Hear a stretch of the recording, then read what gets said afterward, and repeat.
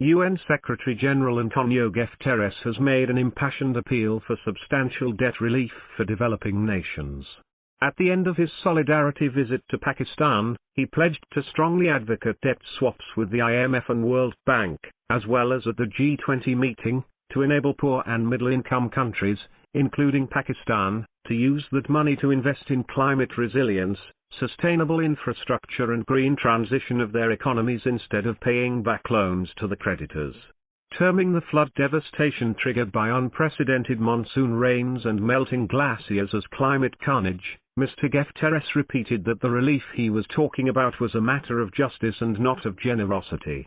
Before his departure for New York, he asserted, Pakistan has no resources to compensate for the loss of lives, crops and livestock. Those who have created this situation must massively support the country.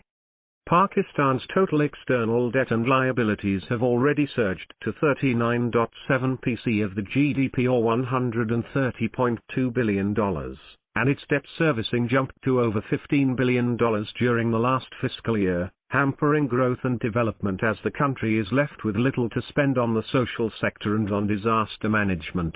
That's not all. The country is virtually in a debt trap as it has to borrow more money every passing year to pay back its debt and support its budget. The IMF has forecast Pakistan's external financing needs to be just below $31 billion for the present financial year, and projected them to increase to $39.1 billion by FY27.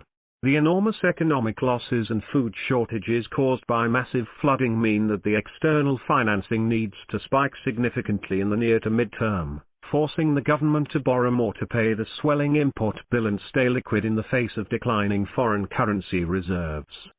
Should the multilateral lenders and the wealthy nations agree to the UN Secretary General's proposal, it would provide a chance to many countries like Pakistan to wriggle out of the debt trap, stand on their feet and pull their citizens out of abject poverty. The Heavily Indebted Poor Countries Initiative, launched in 1996 by the IMF and World Bank with the aim of ensuring that no poor country faces a debt burden it cannot manage, did not, for several reasons, create the impact it was initially expected to. However, it did help beneficiary nations boost their spending on infrastructure, education, health and other social services. Indeed, debt relief or forgiveness is not a sustainable solution to our liquidity problem. Yet there is a fair chance a positive response to the call for debt swaps by the UN Secretary General would provide countries like Pakistan, facing recurring climate-induced disasters on top of extreme financial difficulties, some room to increase their spending to fight the effects of natural disasters on their citizens and economies.